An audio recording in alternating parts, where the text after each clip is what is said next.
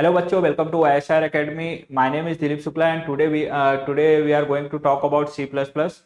Okay. इससे पहले भी आपने सी प्लस प्लस 11th स्टैंडर्ड में देखा होगा, जिसमें हम लोग ने बेसिक सी प्लस प्लस का देखा था. डेटा टाइप क्या होता है, क्लासेस क्या होता है, छोटे छोटे प्रोग्राम देखे थे, स्टार्ट कैसे करते सी प्लस प्लस कैसे करते. तो यहाँ पे मैं 12th का सी एस पेपर 1 का C plus plus topic cover करूंगा. बट उससे पहले जो कंप्लीट बिगनर है, मतलब जिन्होंने अभी तक 11th का भी कुछ याद नहीं होगा, जिनको पता नहीं होगा, तो इसलिए मैं यहाँ पे पहले बेसिक कवर करूंगा. मतलब स्टार्ट टू कंप्लीट स्टार्ट करूंगा, जैसे कि बेसिक डेटा टाइप से लेके चालू करूंगा, एरेस क्या होता है सब. उसके बाद हम लोग 12th में जो अपने को टॉपिक्स दिए हैं, like principles of object oriented programmings, classes, inheritance, constructor destructor क्या होता है, फाइल हैंडलिंग कैसे होता है, ठीक है, वो सब टॉपिक पे बात करेंगे. बट उससे पहले हम लोग बेसिक चीज़ों पे डिस्कस करेंगे. तो यहाँ पे मैं आपको कंप्लीट एंड टू एंड बताऊंगा, जिसको अगर 11th में नहीं भी कुछ पता होगा तो भी उसको एक आइडिया हो जाएगा सी प्लस प्लस क्या होता है, वो कैसे चलता है. ठीक है. तो सी प्लस प्लस अगर क्या होता है, अगर मैं बात करूँ तो बेसिकली सी प्लस प्लस एक प्रोग्रामिंग लैंग्वेज है जो आपको एक प्रोवाइड करता है, एक लैंग्वेज प्रोवाइड करता है जिसके थ्रू आप प्रोग्राम्स लिख सकते हो. ठीक है. उस प्रोग्राम के थ्रू मतलब एक एप्लीकेशंस बना सकते हो. एप्लीकेशन लाइक कैलकुलेटर एक छोटा सा एग्जांपल हो गया, बट बड़े बड़े एप्लीकेशन बना सकते हो. सी प्लस प्लस में आपने देख गेम्स बने हुए हैं, बहुत सारे ओएस रिलेटेड एप्लीकेशंस बहुत बने हैं सी प्लस प्लस में. आपने अपने सिस्टम में टर्मिनल देखा होगा, ब्लैक कलर का जो स्क्रीन आता है, वो भी आपका सी प्लस प्लस पे बना. मोस्टली बहुत सारे एप्लीकेशन आज के टाइम पे भी जो हम लोग यूज करते हैं सी सी प्लस प्लस में ही बना हुआ है. ठीक है. तो ये सब तो मैंने आपको बता दिया कि सी प्लस प्लस हम लोगों को सी प्लस प्लस में क्या क्या एप्लीकेशन बने हुए हैं और सी प्लस प्लस क्यों हमको सीखना चाहिए. ठीक है. ताकि आपका इंटरेस्ट आए सी प्लस प्लस में, क्योंकि कल जाके अगर आपको सी प्लस प्लस का अच्छा आइडिया हो गया तो आगे जाके आप अगर कोई भी दूसरी प्रोग्रामिंग लैंग्वेज फ्यूचर में पढ़ते हो, जैसे कि पाइथन हो गया, पीएचपी हो गया, कुछ भी, तो उसमें आपके सी प्लस प्लस के जो कंसेप्ट होते हैं, क्लास क्या होता है, ऑब्जेक्ट क्या होता है, डेटा टाइप्स क्या होता है, ऑलमोस्ट सारे लैंग्वेजेस में सेम ही होते हैं, बस सिंटेक्स का डिफरेंस होता है. बट वो आपको बहुत यूजफुल होगा. ठीक है. इसलिए आपको आपका जो बेस है सी प्लस प्लस आपको अच्छे से पता होना ही चाहिए. ठीक है. तो यहाँ पे मैं डायरेक्ट ऑब्जेक्ट ओरिएंटेड कंसेप्ट पे नहीं जाऊंगा, मैं बेसिक से स्टार्ट करूंगा ताकि आपको कोई प्रॉब्लम ना हो. तो आप वीडियो में बने रहना.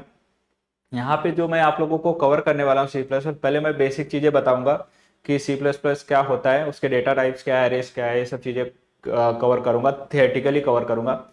उसके बाद उप्स के जो पार्ट है, ऑब्जेक्ट ओरिएंटेड कंसेप्ट, क्लासेस क्या होता है, ऑब्जेक्ट क्या होता है, इनहेरिटेंस क्या होता है, फ्रेंड फंक्शन क्या होता है, फाइल हैंडलिंग क्या होता है, ये सब चीज़ें थियोरेटिकली क्लियर करूंगा. ठीक है. फिर मैं रियल वर्ल्ड एग्जाम्पल के साथ आपको कुछ प्रोग्राम्स क्लियर करूंगा. ठीक है. इतना कवर करने के बाद फिर हम लोग सिस्टम पे सी प्लस प्लस का जो आईडी है टर्बो सी, वो इंस्टॉल करके सी प्लस प्लस के प्रोग्राम की प्रैक्टिस करेंगे. इस तरह से हम लोग का पूरा सी प्लस प्लस गाइड होने वाला है. तो यहाँ पे बेसिकली आज के दिन में मोस्टली थियोरेटिकल चीज़ों पे बात करेंगे हम लोग. तो आपका थियोरेटिकल भी अच्छे से क्लियर होना चाहिए. अगर थियोरेटिकल चीज़ें पता नहीं है, कि कंसेप्ट ही नहीं पता है, आपको फॉर्मूले ही नहीं पता, रूल्स ही नहीं पता है, तो आपको प्रोग्राम लिखने में बहुत प्रॉब्लम हो सकता है. ठीक है. इसलिए आपको बेसिक चीज़ें पता होना बहुत ज़रूरी है. तो ठीक है, स्टार्ट करते हैं. यहाँ पे जैसे कि स्क्रीन पे देख सकते हैं, ये स्क्रीन पे जैसे कि आप यहाँ पे देख सकते हैं जो टॉपिक्स है अपने. ठीक है.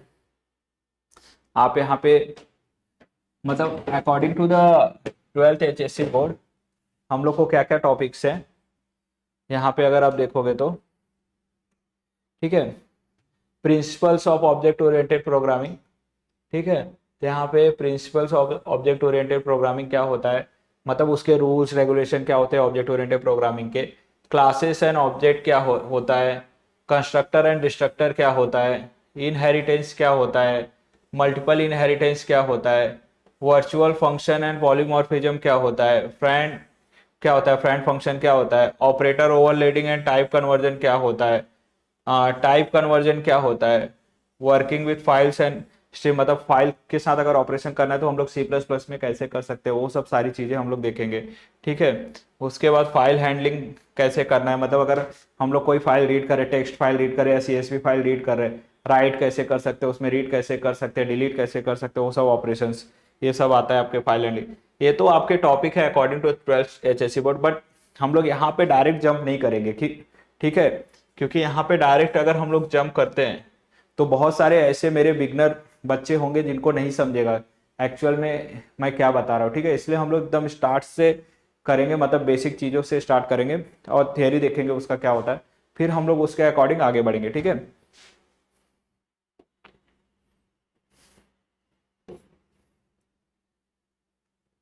तो हम लोग सबसे पहले थेटिकल ओवरव्यू देखेंगे, थेटिकल ओवरव्यू ऑफ की concept in C plus programming languages में। तो यहाँ पे अगर देखोगे सबसे पहले अपने को क्या दिया गया है, स्क्रीन पे आप जैसे देख सकते हैं, यहाँ पे introduction to C plus plus क्या है, सी प्लस प्लस की हिस्ट्री क्या है। हिस्ट्री में हम लोग इतना इंटरेस्टेड नहीं है, हमको एक्चुअल में लैंग्वेज क्या है, लैंग्वेज में क्या क्या करते हैं हम लोग, ठीक है, वो सब चीज़ों से मतलब है। फिर भी हिस्ट्री में 2-3 पॉइंट ध्यान में रख लीजिएगा। सी प्लस प्लस किसने ये क्या है, जनरल पर्पज प्रोग्रामिंग लैंग्वेज है।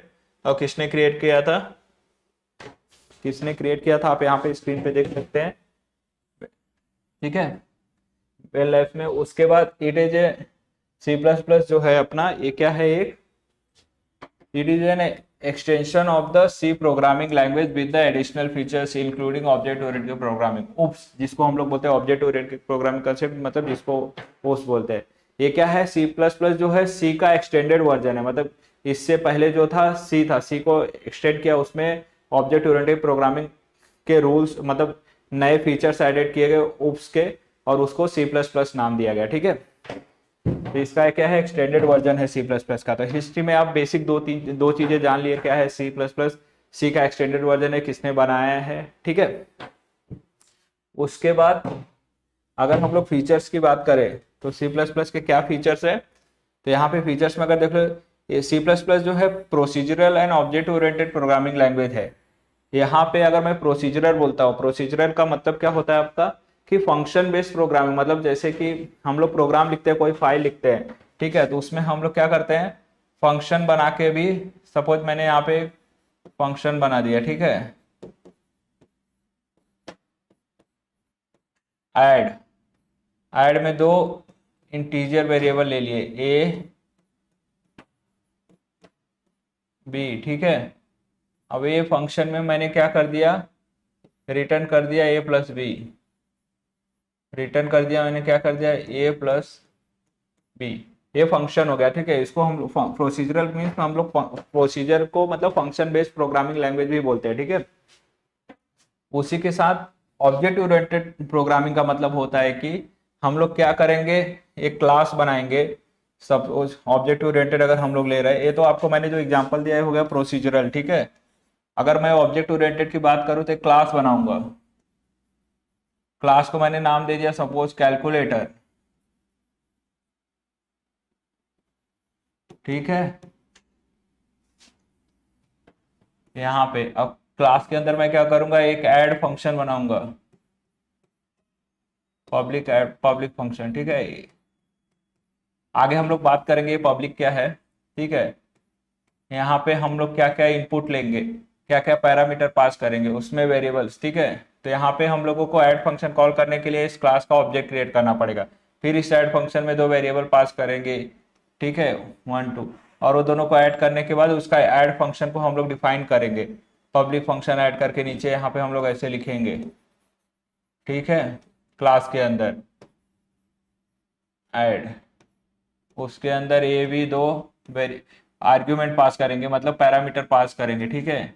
और इसके अंदर ऑपरेशन करेंगे, a this dot a plus this dot b, इसको रिटर्न करेंगे। तो this dot a this dot b लेने के लिए यहाँ पे हम लोग वेरिएबल भी डिक्लेयर करेंगे, ए बी, तो दिस डॉट ए मतलब इस क्लास का ए बी, ठीक है।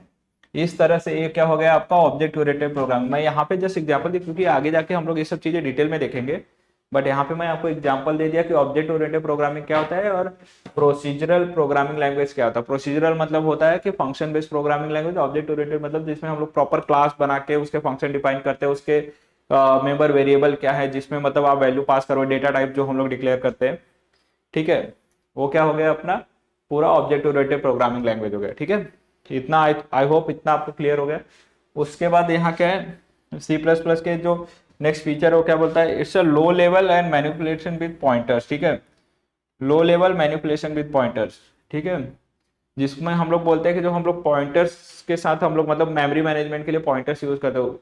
तो जो सी प्लस प्लस का एक फीचर है वो क्या बोलता है कि ये low level manipulation with pointers, ठीक है, पॉइंटर्स के साथ बहुत लो लेवल पे काम करते हैं, जिससे आपका मेमोरी स्पेस काफी सेव होता है, ठीक है। उसके बाद क्या होता है memory management. C plus plus जैसे कि सी लैंग्वेज था, सी लैंग्वेज में मेमोरी मैनेज करना मतलब बहुत हार्ड होता था। मतलब आपको अगर कोई क्लास बनाते हो या कोई वेरिएबल डिक्लेयर करते हो तो उसको एवरी टाइम आपको क्लास के ऑब्जेक्ट को डिस्ट्रॉय करना पड़ता था, ऑटोमेटिक नहीं होता, गार्बेज कलेक्शन ऑटोमेटिक नहीं होता था। तो सी प्लस प्लस में ये सब चीजें बहुत ईजी हो गया, मतलब सी प्लस प्लस में ये सब चीजों को, ये सब फीचर को कंसीडर करते हो उस पर काम किया गया, जिससे कि सी प्लस प्लस में ऑटोमेटिकली आपका गार्बेज कलेक्शन हो जाता है, क्लीन हो जाता है। और जैसे ही हम लोग अपना ऑब्जेक्ट का काम हो जाता है उसमें जो टेम्पररी वैल्यूज बने होते हैं मेमोरी वो अब क्लीन कर देता है, ठीक है। उसके बाद rich set of standard libraries. तो सी प्लस प्लस आपको और ज़्यादा स्टैंडर्ड लाइब्रेरी प्रोवाइड करता है जिसके फीचर्स आप यूज कर सकते हैं। स्टैंडर्ड लाइब्रेरी अगर मैं यहाँ पे बोलूँ तो सी प्लस प्लस में आपने अभी जैसे हम लोग stdi वो ऐसे इंक्लूड करते हैं बराबर हेडर में, ठीक है।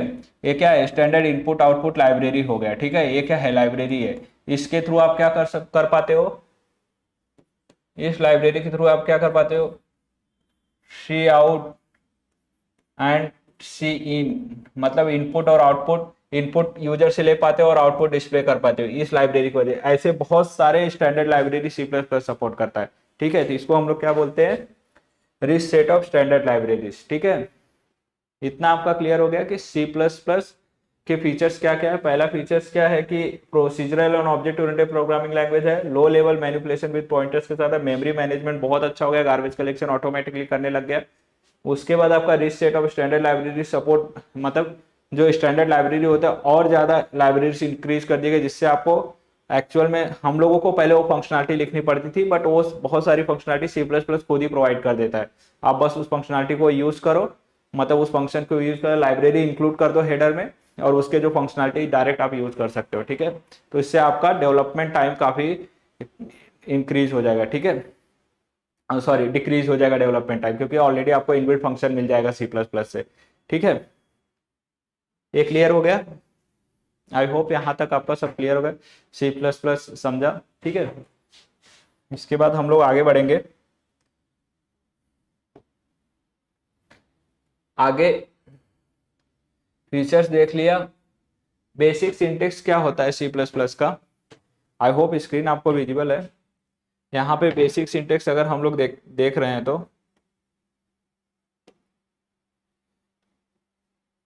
ठीक है, यहाँ पे structure of C plus plus program कैसे होता है, मतलब कि बेसिक जब हम लोग फर्स्ट टाइम कोई प्रोग्राम लिखते हैं तो उसको कैसे लिखते हैं सी प्लस प्लस। आपको 11th में ऑलरेडी रहेगा, फिर भी मैं यहाँ पे आपको बस रिवाइज करा रहा हूँ, ठीक है।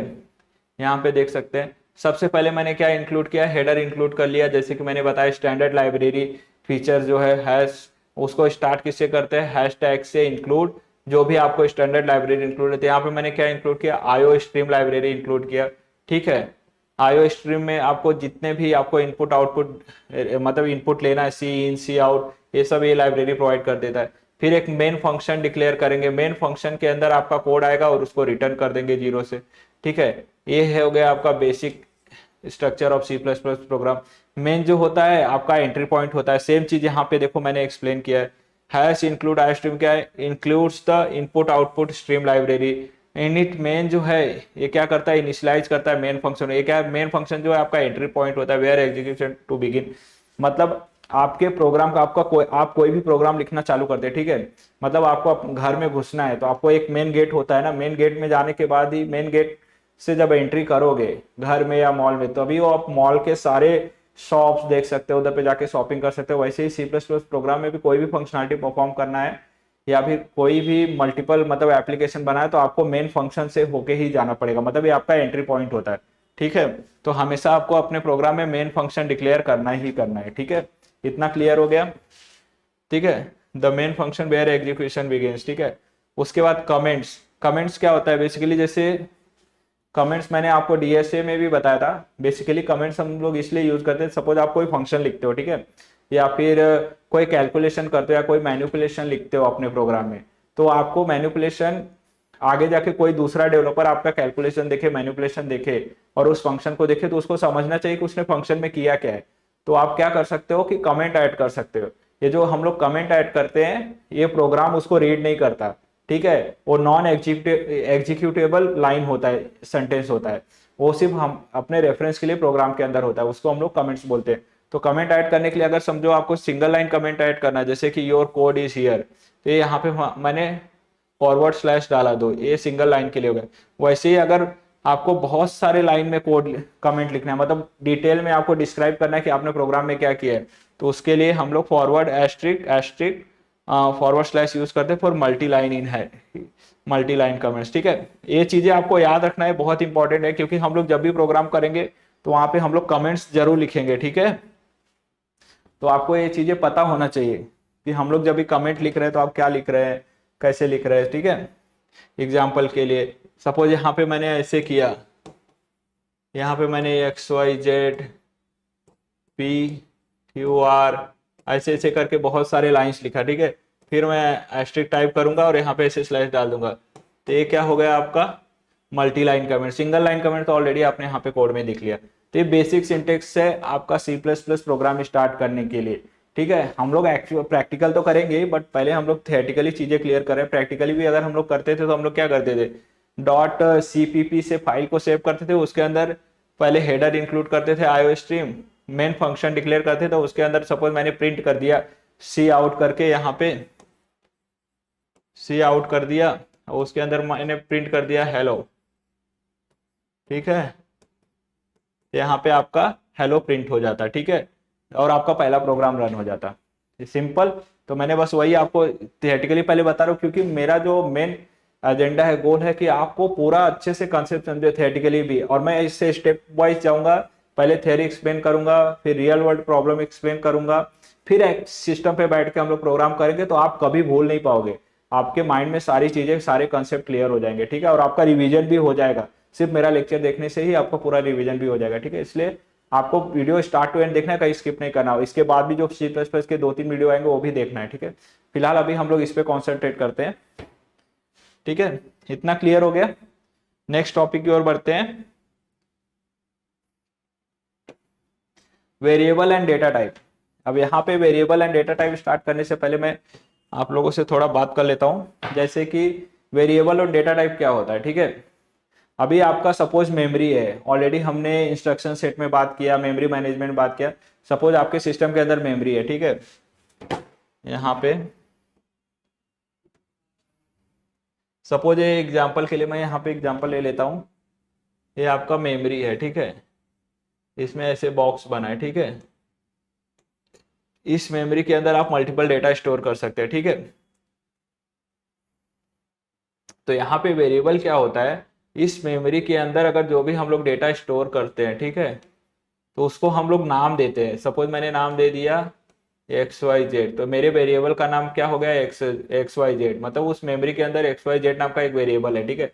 वो स्पेस लेके रखा है, समझो 4 बिट का, ठीक है। बट यहाँ पे हमने वेरिएबल डिक्लेयर कर दिया, उसको मेमोरी के अंदर एक नाम दे दिया, मतलब एक एड्रेस दे दिया कि मतलब अगर मैं कोई वैल्यू स्टोर कर रहा हूँ, सपोज मुझे 10 रुपए स्टोर करना है अपने पॉकेट के अंदर, ठीक है, या फिर कौन से पॉकेट में स्टोर करना है, या फिर कौन से बैंक में स्टोर करना है, 10 रुपए मुझे कहीं रखना है, ठीक है। तो मुझे उस 10 रुपए का कहीं पे जब स्टोर करूंगा तो उसको कुछ तो नाम देना पड़ेगा ना। हमको कैसे पता चलेगा मैंने अपना 10 रुपए कहाँ रखा, पॉकेट में रखा है कि बैग में रखा है, कहाँ रखा है, तो एक नाम देना पड़ेगा। उस हिसाब से मैंने अपने 10 रुपए को रख दिया, ठीक है, यहाँ पे उसको नाम नहीं दिए। फिर मेरा वो 10 रुपए क्या है, कॉइन है कि मेरा 10 रुपए जो है नोट है, तो वो कैसे डिफाइन करता है, वो अपना डेटा टाइप डिफाइन करता है, ठीक है। तो डेटा टाइप यहाँ पे क्या होगा, जैसे एक्स वाई जेड मैंने यहाँ 4 बिट का, इसमें मुझे वैल्यू स्टोर करना है नंबर्स में, तो मैं उसको कैसे बोलूंगा, इंटीजर। सपोज मुझे नोट स्टोर करना है तो उसको मैं क्या बोलूंगा, स्ट्रिंग, ठीक है। तो स्ट्रिंग डेटा टाइप हो गया। तो सेम यहाँ पे वेरिएबल वही हो गया यहाँ पे, कि अगर देखोगे तो a variable is a named storage location in memory, ठीक है। ये क्या है, एक नाम है इन स्टोरेज लोकेशन इन मेमोरी, ठीक है। और declare using type variable name example, ये टाइप यहाँ पे अगर मैं बोल रहा हूँ तो यहाँ पे आपका डेटा टाइप हो गया, जो सिंटेक्स हो गया यहाँ पे, ठीक है, ये डेटा टाइप हो गया। और ये वेरिएबल नेम मतलब आप कुछ भी नाम दे सकते हैं, समझो इंटीजर एज, एज हमेशा हम लोग नंबर्स में स्टोर करते हैं, ठीक है। मगर किसी किसी का एज पॉइंट में भी हो सकता है, कोई हो सकता है 4.5 ईयर्स का, 23.5 ईयर्स का, ठीक है। तो उसको हम लोग यहाँ पे इंटीजर की जगह पे फ्लोट भी ले सकते हैं, ठीक है। आई होप ये क्लियर हो गया। यहाँ पे देख लीजिए, सिंपल एग्जांपल दे दिया। ये आपका हो गया डेटा टाइप। ऐसे ही यहाँ पे वेरिएबल नाम दे दिया। यहाँ पे डेटा टाइप पे मैंने जैसे कि आप लोग को ऑलरेडी बताया, फंडामेंटल डेटा टाइप्स इंक्लूड, जो बेसिक अपने डेटा टाइप होते हैं वो क्या क्या होते हैं, वो यहाँ पे आपको एग्जांपल में दे दिया है। जैसे कि integer, float, double, character, Boolean. यहाँ और भी होते हैं, स्ट्रिंग होता है, ठीक है। ये क्या हो गया, फंडामेंटल डेटा टाइप, जो कि बाय डिफॉल्ट आपका सी प्लस प्लस प्रोवाइड करता है, फंडामेंटल मतलब बेसिक डेटा टाइप्स, ठीक है। और एक बात याद रखना, अगर जैसे आपका डेटा टाइप्स इस टाइप से इंटीजर, फ्लोट, डबल, कैरेक्टर, तो अगर ऑलरेडी कोई भी कैरेक्टर आपके C plus plus programming language में ऑलरेडी एग्जिस्ट करता है, कोई भी मतलब नेम एग्जिस्ट करता है, तो उस नाम से आप वेरिएबल डिक्लेयर नहीं कर सकते। उसके अलावा आप किसी भी नाम से वेरिएबल डिक्लेयर कर सकते हैं। और एक चीज और, वेरिएबल डिक्लेयर करते टाइम, वेरिएबल नेमिंग करते टाइम हमेशा आपको कैरेक्टर से करना है, लाइक एक्स वाई जेड से। कभी भी underscore, colon, at the rate या फिर डॉट से वेरिएबल डिक्लेयर नहीं करना है। हमेशा वेरिएबल जब डिक्लेयर करोगे तो कैरेक्टर से करना है, ठीक है। Like A B C D E, ऐसे करके ही वेरिएबल, इसी नेम से आप नेम दे सकते हो, मतलब इन्हीं सिंपल स्ट्रिंग लेना है वेरिएबल का नेमिंग करते टाइम, ठीक है। ये चीजें बेसिक चीजें आपको ध्यान में रखनी है, ठीक है। उसी तरह डेटा टाइप में दो पार्ट होते हैं, एक तो फंडामेंटल जो बाय डिफॉल्ट प्रोवाइड करता है, उसके बाद डिराइव डेटा टाइप होता है, includes arrays, pointers and user defined data types. ये क्या होता है, किसी क्लास से डिराइव डेटा टाइप, मैं बोल रहा हूँ कि मतलब ऑलरेडी एग्जिस्टिंग क्लास से लिया गया डेटा टाइप। मतलब एरे क्या है, एरे का एक क्लास होता है, उससे लिया गया डेटा टाइप। एरे मतलब एक ही टाइप होता है। सपोज मैंने एरे डिक्लेयर किया इंटीजर टाइप का, ठीक है, बट उसके अंदर जो वैल्यू स्टोर कर सकते हो, मल्टीपल वैल्यू स्टोर कर सकते हो, ठीक है। एक ही डेटा टाइप में मल्टीपल वैल्यू, अगर जैसे मैंने यहाँ पे इंटीजर एज डिक्लेयर किया है, ठीक है, तो यहाँ पे एज में आप एक टाइम पे एक ही जन का ही एज लिख सकते हो, ठीक है। बट अगर एरे टाइप का इंटीजर है तो आप कम मल्टीपल लोगों का एज ऐड कर सकते हो। पॉइंटर सेम उसी तरह होता है। पॉइंटर क्या करता है, आपके वेरिएबल को एड्रेस, मतलब अगर जैसे आपका ये मेमोरी है, ये मेमोरी में, मेमोरी से मतलब यूजिंग मेमोरी एड्रेस, मतलब कोई भी वेरिएबल डिक्लेयर किया है, उसको डेटा टाइप डाला है, पॉइंटर के थ्रू आप क्या कर सकते हो, उसका एड्रेस निकाल सकते हो, एड्रेस के थ्रू उसका वैल्यू एक्सेस कर सकते हो। वो कैसे होता है, पॉइंटर के थ्रू होता है, ठीक है। यूजर डिफाइंड डेटा टाइप क्या होता है, यूजर डिफाइंड डेटा टाइप में अगर मैं बोलूँ यहाँ पे, ठीक है, यूजर डिफाइंड डेटा टाइप क्या होता है आपका, जो हम लोग क्लास बनाते हैं एक्स वाई जेड से, ठीक है, और उसका ऑब्जेक्ट, इसको क्या बोलते हैं, यूजर डिफाइंड डेटा टाइप बोलते हैं।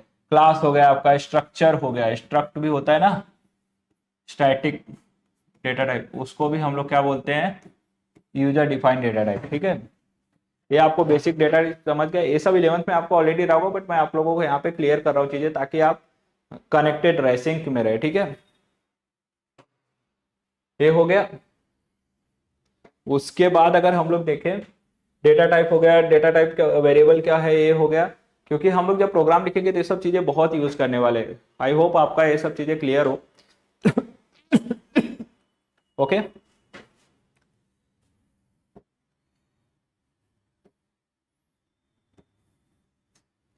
उसके बाद नेक्स्ट क्या है, इनपुट एंड आउटपुट,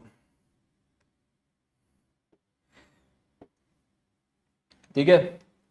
यहाँ पे आपको आई होप स्क्रीन दिख रहा है। इनपुट एंड आउटपुट क्या होता है, इनपुट आउटपुट क्या होता है, एक लाइब्रेरी होती है, जो कि मैंने ऑलरेडी हेडर में जब भी हमने इंक्लूड किया था, हैश टैग करके इंक्लूड किया था, मतलब लाइब्रेरी इंक्लूड की थी ना हमने, standard input output IO library include की थी ना हमने। तो उसी में इनपुट आउटपुट अपने को सी प्लस प्लस प्रोवाइड करता है। मतलब आपको अगर मतलब यूजर से इनपुट लेना है किसी प्रोग्राम में, और आउटपुट दिखाना है, स्क्रीन पे कुछ डिस्प्ले करना है प्रोग्राम के थ्रू, तो उसके लिए इनपुट आउटपुट लाइब्रेरी यूज करते हैं। तो बेसिक कंसेप्ट है। जैसे इनपुट एंड आउटपुट में, आउटपुट मतलब स्टैंडर्ड, यहाँ से जो लाइब्रेरी है उसका स्टैंडर्ड ए हम लोग लिखते नहीं है, ठीक है। C out standard output stream for a displaying output, मतलब स्क्रीन पे जो भी आउटपुट दिखाना है उसके लिए। यहाँ पे देखो मैंने कोड में लिखा है, इसको हम लोग लिखते नहीं है स्टैंडर्ड का। सी आउट हम लोग डायरेक्ट हेलो वर्ल्ड लिखते हैं, और उसके बाद स्टैंडर्ड एंड लाइन। यहाँ पे ई एन डी एल मतलब होता है लाइन को हम लोग एंड करते हैं, ठीक है, लाइन एंड, ठीक है। यहाँ पे हम लोग क्या कर रहे हैं, लाइन एंड कर रहे हैं, ठीक है। आई होप आपका ये क्लियर हो गया। तो यहाँ पे सी आउट में मैंने क्या हेलो वर्ल्ड, जैसे ही आप मेन प्रोग्राम स्टार्ट करो सी आउट लिखोगे हेलो वर्ल्ड, तो वैसे ही आपके स्क्रीन पे हेलो वर्ल्ड प्रिंट होगा, आपके टर्मिनल पे हेलो वर्ल्ड प्रिंट हो जाएगा, ठीक है। हेलो वर्ल्ड प्रिंट हो जाएगा। और उसकी आउट यहाँ पे स्टैंडर्ड देखो, आप प्रोग्राम लिखते हो तो स्टैंडर्ड नहीं लिखते ना, बट यहाँ पे स्कोप रेजोल्यूशन जो ये ऑपरेटर है यूज हुआ है, 4 डॉट दिख रहा है आपको, इसको क्या बोलते हैं, स्कोप रेजोल्यूशन ऑपरेटर। इसको क्या बोलते हैं हम लोग, स्कोप रेजोल्यूशन ऑपरेटर, ठीक है। ये क्लियर है। स्कोप रेजोल्यूशन ऑपरेटर बेसिकली क्या बताता है कि आप कौन से क्लास से कौन से लाइब्रेरी से इस फंक्शन को कॉल कर रहे हो। ये जो है सी आउट आपका क्या है, एक फंक्शन है, ये कौन प्रोवाइड करता है, आपकी स्टैंडर्ड लाइब्रेरी। ये जो लाइब्रेरी है स्टैंडर्ड, ये प्रोवाइड करता है, ठीक है। तो उसको हम लोग यहाँ पे डायरेक्ट एक्सेस कर रहे हैं। वो किस लिए यूज होता है, आउटपुट डेटा प्रिंट करने के लिए, ठीक है।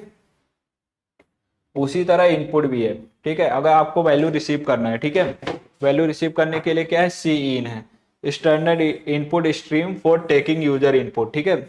अगर यूजर मतलब जो भी प्रोग्राम आपका रन करने के बाद इनपुट लेना है, मतलब आपको कीबोर्ड से इनपुट अपने सिस्टम में लेना है, ठीक है। कीबोर्ड से आप कुछ भी डालोगे तो आपके प्रोग्राम में वो वैल्यू जाना चाहिए, तो उसके लिए हम लोग क्या यूज करते हैं, सी इन यूज करते हैं, ठीक है।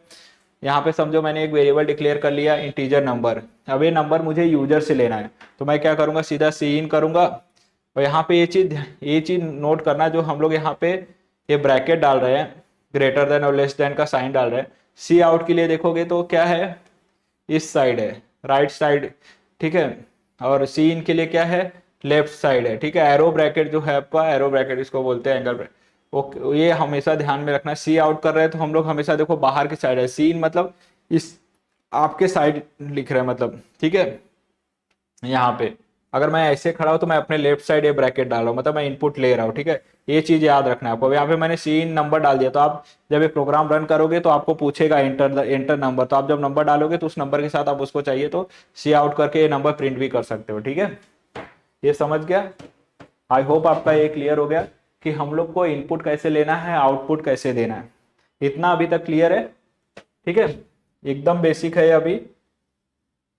अभी नेक्स्ट देखते हैं ऑपरेटर्स। अब यहाँ पे हम लोग कौन से टॉपिक पे आ गए, ऑपरेटर्स पे आ गए। ऑपरेटर बहुत इंपॉर्टेंट रोल प्ले करता है आपका फाइनेंशियल एप्लीकेशन बनाने के टाइम पे, कोई भी कैलकुलेशन परफॉर्म करने के लिए, या फिर दो वैल्यू को कंपेयर करने के लिए, कुछ भी मतलब किसी से मतलब किसी में कंपैरिजन करना है, या फिर कैलकुलेशन करना है, एडिशन सब्ट्रैक्शन मल्टीप्लिकेशन डिवीजन, या फिर लॉजिकल ऑपरेशन परफॉर्म करने हैं, तो उस टाइम पे आपका ऑपरेटर यूज होता है। तो ऑपरेटर में क्या क्या है, अगर यहाँ पे देखोगे तो अर्थमेटिक ऑपरेटर है, रिलेशनल ऑपरेटर है, और लॉजिकल ऑपरेटर है, ठीक है। तो यहाँ पे सबका रोल अलग अलग है, ठीक है। यहाँ पे अगर मैं अर्थमेटिक ऑपरेटर बोलूँ, तो अगर आप कोई कैलकुलेटर रिलेटेड एप्लीकेशन बना रहे हो जिसमें आपको प्लस करना है, सब्ट्रैक्शन करना है, डिवीजन करना है, मल्टीप्लिकेशन करना है, मॉडुलो डिवीजन करना है, इसको मॉडुलो डिवीजन बोलते हैं। सपोज दो नंबर को ऐड करना है, नंबर 1 प्लस नंबर 2, तो यहाँ पे क्या हो रहा है, प्लस एडिशन परफॉर्म हो रहा है। सेम वैसे अगर नंबर को माइनस करना है, नंबर 1 माइनस नंबर 2, तो यहाँ पे क्या हो रहा है, सब्ट्रैक्शन हो रहा है। इस तरह से अगर जितने भी आपको अर्थमेटिक ऑपरेशन परफॉर्म करना है, उस टाइम पे हम लोग कौन सा ऑपरेटर यूज करते हैं, इसको क्या बोलते हैं, अर्थमेटिक ऑपरेटर, ठीक है। वैसे मल्टीप्लिकेशन के लिए, डिवीजन के लिए है, मॉडुलो डिवीजन के लिए है, ये साइन जिसको हम लोग बोलते हैं मॉडुलो डिवीजन, ठीक है। जैसे कि हम लोग हिंदी में अगर हम लोग बोले तो भाग देते हैं दो नंबर को ऐसे लिख के, सपोज 10 को भाग देते हैं तो 2 पंचे 10, तो यहाँ पे 10 आया, ये 0, इसको कुछ बचा नहीं, ठीक है। तो इसको क्या बोलते हैं, मॉडुलो डिवीजन बोलते हैं, ठीक है।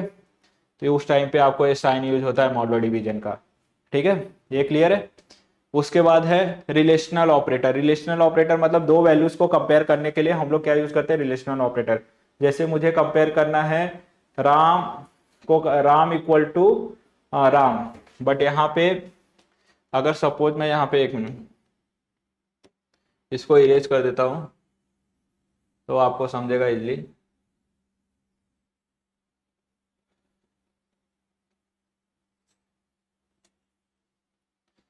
ठीक है, यहाँ पे अगर जैसे मैं कंपेयर करता हूँ, मैंने एक स्ट्रिंग वेरिएबल ले लिया यहाँ पे। ठीक है, स्ट्रिंग में यश1 करके, एक में मैंने राम ले लिया। ठीक है, स्ट्रिंग को हमेशा हम डबल कोट पे लिखते हैं। ठीक है, और एक में मैंने दूसरा स्ट्रिंग ले लिया, यश2 को ले लिया, उसमें मैंने कैपिटल में राम लिख लिया। ठीक है, ठीक है, कैपिटल में राम ले लिया। अब मैं अगर यश1 इक्वल टू क्या यूज कर रहा हूँ, रिलेशनल ऑपरेटर मैं यहाँ पे यूज कर रहा हूँ, इक्वल टू यश2 करूंगा तो इसका रिजल्ट क्या आएगा, फॉल्स। क्यों फॉल्स आएगा, है तो दोनों राम ही, मगर यहाँ पे देखोगे तो एक कैपिटल लेटर में है, स्मॉल लेटर में है।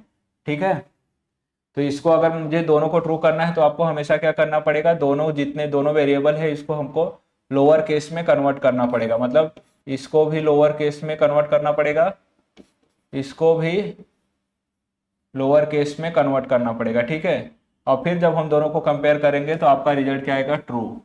तो हमेशा ध्यान रखना है कि रिलेशनल ऑपरेटर यूज करा के दो वैल्यू को आप कंपेयर कर रहे हो, स्ट्रिंग वैल्यू को, तो हमेशा आप दोनों वेरिएबल के वैल्यूज को लोअर केस में कन्वर्ट कर लो। स्ट्रिंग का इनबिल्ट फंक्शन होता है लोअर केस में कन्वर्ट करने के लिए, तो लोअर केस में कन्वर्ट करने के बाद फिर कंपेयर करो तो आपको रिजल्ट एकदम प्रॉपर आएगा। आइडियली इसका रिजल्ट ट्रू ही आना चाहिए। ठीक है, उसी तरह रिलेशनल ऑपरेटर में अगर आप लोग देखेंगे तो नॉट इक्वल टू, अगर हमको कंपेयर करना है, इफ कोई भी value not equal to, suppose number है, एक नंबर नाम का वेरिएबल है नंबर 1, ये नॉट इक्वल टू 0 हो। ठीक है, यहाँ पे मैंने इफ कंडीशन दिया, नंबर नॉट इक्वल टू 0 हो तो ही हमको इनपुट लेना है ना कस्टमर से, अदरवाइज हमको क्या करना है, कस्टमर को एरर थ्रो करना है, इनपुट लेना है, मतलब उस टाइम पे इनपुट लेना है, अदरवाइज एल्स में क्या करना है, सी आउट करके एरर थ्रो कर देना है। ठीक है, एरर। ठीक है, इस तरह से हम लोग नॉट ऑपरेटर यूज कर सकते हैं। ठीक है,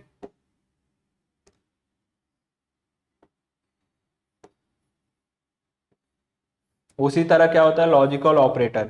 लॉजिकल ऑपरेटर यहाँ पे क्या करता है, एंड ऑपरेशन, और ऑपरेटर, नॉट ऑपरेशन। ये बेसिकली कब यूज होता है, जब भी हम लोग इफ कंडीशन में कंपेयर करते हैं वैल्यूज को। ठीक है, ये किससे कंपेयर करता है लॉजिकल ऑपरेटर, आपके एड्रेस से कंपेयर करता है। सपोज आपका मल्टीपल कंडीशन है, suppose if colour equal to red और कलर इक्वल टू ब्लू, और ऐसे कंडीशन अगर आपको यूज करने हैं, मतलब कोई भी एक कंडीशन अगर ट्रू हो जाए और ऑपरेटर हम लोग यूज कर रहे हैं लॉजिकल का, तो आपको फंक्शन में जो भी है आपका ऑपरेशन यहाँ पे परफॉर्म करना है, जो भी आपको कोड लिखना है। ठीक है, उसी तरह नॉट भी है, अगर नॉट इक्वल टू है, एंड ऑपरेशन में क्या होता है कि एंड में बेसिकली क्या होता है, अगर मैंने यहाँ पे एंड डाल दिया, ठीक है, तो आपके सारे कंडीशन ट्रू होने चाहिए। ठीक है, मतलब इफ कंडीशन में जितने भी मैंने वैल्यूज चेक किए वो सारे के सारे ट्रू होना चाहिए, तभी आपका ऑपरेशन परफॉर्म होगा, अदरवाइज वो एल्स में चला जाएगा। ठीक है, एल्स पार्ट में चला जाएगा। इस तरह से आपका लॉजिकल ऑपरेटर चलता है जब आप कुछ कंपेयर करते हो वैल्यूज को, आप जब इनपुट लेते हो कस्टमर। ऐसे क्या ये सब चीजें ऑपरेटर्स क्यों दिए गए हैं, इसका मेन रोल यही है, कल जाके आप प्रोग्राम लिखते हो तो आपको ऐसा होगा, हमेशा स्ट्रेट फॉरवर्ड तो रहेगा नहीं, इनपुट लेके आउटपुट देना है, आपको मैनिपुलेशन करना है ना, चीजों को कंपेयर करना है वो इक्वल है कि नहीं, उसके बेसिस पे डिसीजन लेना है, तो उस टाइम पे आपको ये सब ऑपरेटर काम आते हैं। ठीक है, आई होप आपको ऑपरेटर कॉन्सेप्ट समझ गया इजली, ऑपरेटर होता क्या है। ठीक है, आगे बढ़ते हैं।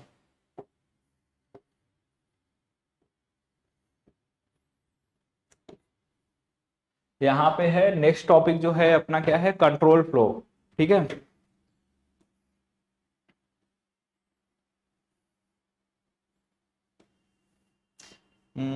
Control flow. ठीक है, कंट्रोल फ्लो क्या होता है, अभी जैसे कि हमने ऑलरेडी प्रोग्राम में ऐसे एग्जांपल में देखा इफ एल्स वगैरह क्या होता है, आपको चीजें कंट्रोल करना है, आपको डिसीजन लेने हैं किसी चीज पे, तो आपको उस टाइम पे क्या यूज करना होता है, कंट्रोल फ्लो यूज करना पड़ता है। ठीक है, अब यहाँ पे एग्जांपल के साथ एक एक चीज देखते हैं। समझो आपको डिसीजन मेकिंग करना है, ठीक है, ई फेल्स करके स्टेटमेंट है, वो आपका क्या है, कंट्रोल फ्लो है। सिर्फ यहाँ पे सपोज मैं यहाँ पे कुछ वैल्यू लेता हूँ, मैं यहाँ पे कलर नाम का एक वेरिएबल लेता हूँ, ठीक है, एक कलर स्ट्रिंग कलर्स करके एक वेरिएबल ले लेता हूँ, ठीक है, ठीक है, अब उसको कंडीशन में डालता हूँ, if if colours equal to red, ठीक है, तो मुझे क्या करना है, मैं यहाँ पे सी आउट करूंगा, this is red, this is red, ठीक है। उसी तरह ये एल शिप भी है, तो एल शिप भी अगर मुझे इसके आगे भी कंडीशन ऐड करनी है, एल शिप, ठीक है, कलर्स इक्वल टू पिंक, तो मुझे उस पर भी अगर कुछ डिसीजन लेना है तो सी आउट मैं कर दूंगा, this is pink, this is pink, ठीक है। उसके बाद क्या, एल्स, इफ एल्स इफ, अगर एल्स मतलब बाय डिफॉल्ट हमेशा आपका एल्स में जाएगा, तो यहाँ पे मैं सी आउट कर दूंगा, this is default colour, default colour, ठीक है, डिफॉल्ट कलर। ये तो मैंने आपको एक एग्जांपल दिया प्रोग्राम का, ठीक है। इस तरह से आप डिसीजन ले रहे हो ना यहाँ पे इस वैल्यू के हिसाब से, तो उसको क्या बोलते हैं, डिसीजन मेकिंग के लिए हम लोग क्या यूज करते हैं, कंट्रोल फ्लो। यहाँ पे code executed if condition is true, अगर आपका कंडीशन ट्रू हुआ तो code execute, else if another condition, अगर ये ट्रू है तो अनदर कोड एग्जीक्यूट, एल्स मतलब बाय डिफॉल्ट इसमें जाएगा, तो ये होता है इफ एल्स इफ और एल्स कंडीशन, ठीक है। इसको नेस्टेड इफ एल्स भी बोलते हैं, ठीक है। आप सिंपल इफ भी यूज कर सकते हो, if if if else if और एल्स भी यूज कर सकते हो, ठीक है। आई होप इतना आपका क्लियर है, इसमें कोई डाउट नहीं है आपको, ठीक है। ये बहुत इंपॉर्टेंट है, क्योंकि आप कोई भी प्रोग्राम लिखो, इफ एल्स एंड जो आपका कंट्रोल फ्लो है डिसीजन मेकिंग के लिए, आपको यूज करना ही करना है। और भी कंट्रोल फ्लो है, जैसे कि लूप वगैरह यूज करेंगे, तो आगे हम लोग देखते हैं वो चीज को, ठीक है। हम्म, यहाँ पे कंट्रोल फ्लो कंटिन्यू करेंगे, यहाँ पे आगे क्या है देख सकते हैं आप,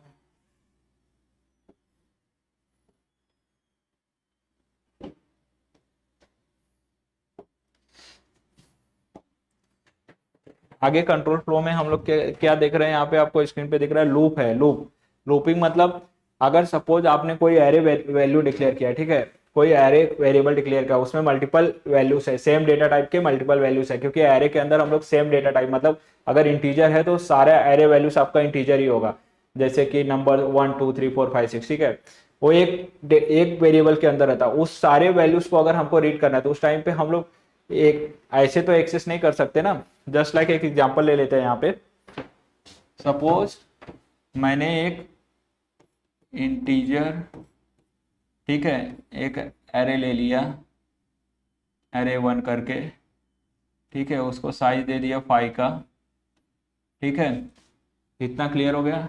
अब इसके अंदर हमने वैल्यूज ले लिए 1 5 6 8 10, ठीक है। नॉर्मली हम लोग इसको कैसे एक्सेस कर सकते हैं, समझो मुझे 1 एक्सेस करना है, तो मैं इसको कैसे एक्सेस कर सकता हूँ, सी आउट, ठीक है, सी आउट में क्या करूँगा, ये जो आपका एरे है, ठीक है, इसके अंदर मैं 0 डालूंगा, ऐसे इसको हमेशा मैं ऐसे ब्रैकेट के अंदर लिखूंगा, तो आपको ये क्या प्रिंट करेगा, प्रिंट क्या करेगा, इसको कमेंट में अगर मैं ऐसे लिख दूँ तो 1, ठीक है। वैसे ही अगर मुझे सी आउट करूंगा, 8 रीड करना है, तो 8 कौन सी पोजीशन पे, 0 1 2 3 पोजीशन पे, तो यहाँ पे मैं क्या करूंगा, AR3, ये मुझे क्या प्रिंट करेगा, 8। बट मुझे एक एक वैल्यू रीड करना पड़ेगा, अगर मुझे सारे रीड करने 1 to 10 तक, तो उस टाइम पे मैं क्या कर सकता हूँ, सिंपल लूप यूज कर सकता हूँ। लूप मतलब इसमें से कोई भी एक लूप यूज कर सकता हूँ, for while do while loops, ठीक है। उसके बेसिस पे मैं डिसीजन ले सकता हूँ, ठीक है।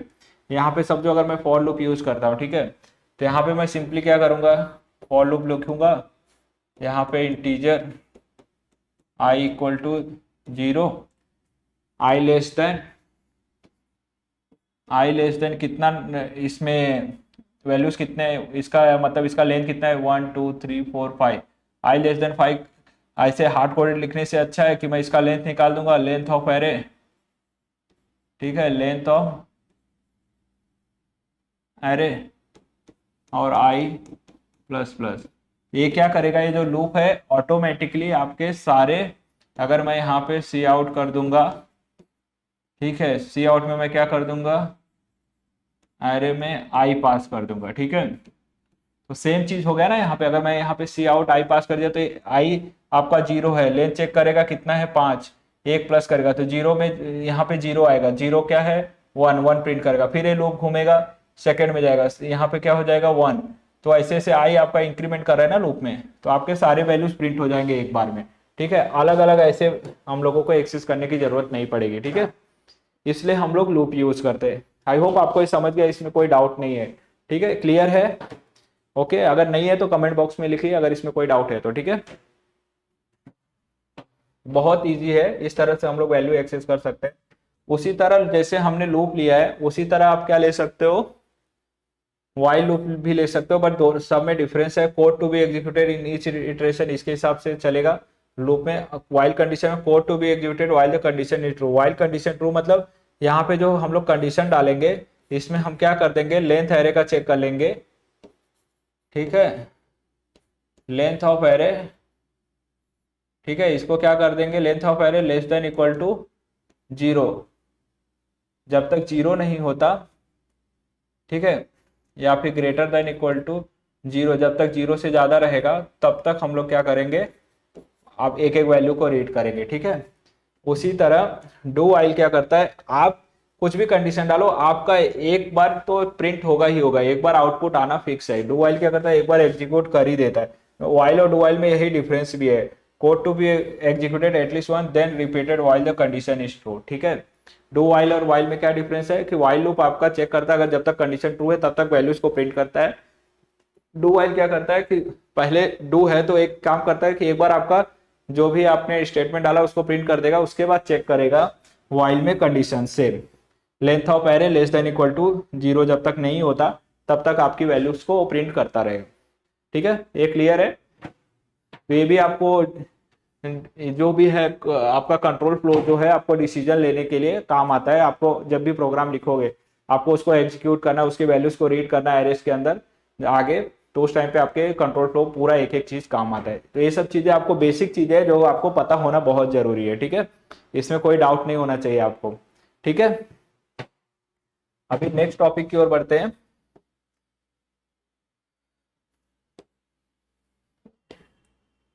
ठीक है। अभी क्या है, फंक्शंस।